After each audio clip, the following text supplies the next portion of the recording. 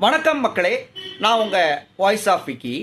நம்ம voice of Vicky சேனலில் இன்னைக்கு பார்க்க போகிற பழமொழியோட தலைப்பு 1000 பொய் சொல்லி ஒரு கல்யாணத்தை பண்ணு அப்படின்னு ஒரு பழமொழியை நம்ம கேள்விப்பட்டிருப்போம். எல்லாருமே கேள்விப்பட்டிருப்போம்.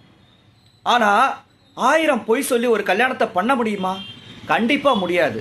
ஒரு பொய் சொன்னாலே நம்முடைய வாழ்க்கை அப்படிங்கிறது கேள்விக்குறியாகிவிடும். இதில் 1000 பொய் சொல்லி ஒரு கல்யாணத்தை பண்ண முடியுமா? கண்டிப்பாக முடியாது.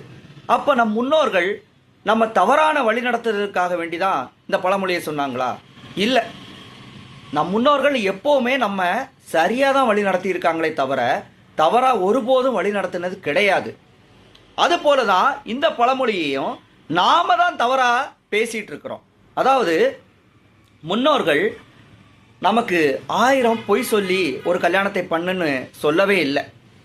1000 பேரிடம் சொல்லி ஒரு கல்யாணத்தை பண்ணு அப்படின்னு சொன்னாங்க. எதுக்காக வேண்டி அப்படி சொன்னாங்க அப்படின்னா, நமக்கு சொந்தக்காரங்க இருப்பாங்க, நண்பர்கள் இருப்பாங்க, இதுக்குள்ள சின்ன சின்ன இஷ்யூஸ், சண்டை சச்சரவுகள் இருக்கும். இதெல்லாம் மறந்து சண்டைக்காரங்களாக இருந்தாலும் அவங்களையும் கூப்பிட்டு வச்சு சந்தோஷமாக உபசரித்து அந்த திருமணத்தை நடத்த வேண்டும். அப்படி நடக்கும்போது எல்லாருடைய வாழ்த்துக்களும் கிடைக்கும். அந்த திருமண வாழ்வு என்பது சிறப்பாக இருக்கும்.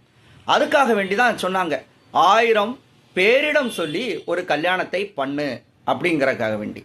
நாம தான் தவறான புரிதல்களால் 1000 பொய் சொல்லி ஒரு கல்யாணத்தை பண்ணு அப்படின்னு சொல்லிட்டு இருக்கிறோம். அதனால நாம் பயன்படுத்தக்கூடிய பழமொழிகளை தெளிவான முறையில் உச்சரித்து பயன்பெறுவோம். நன்றி.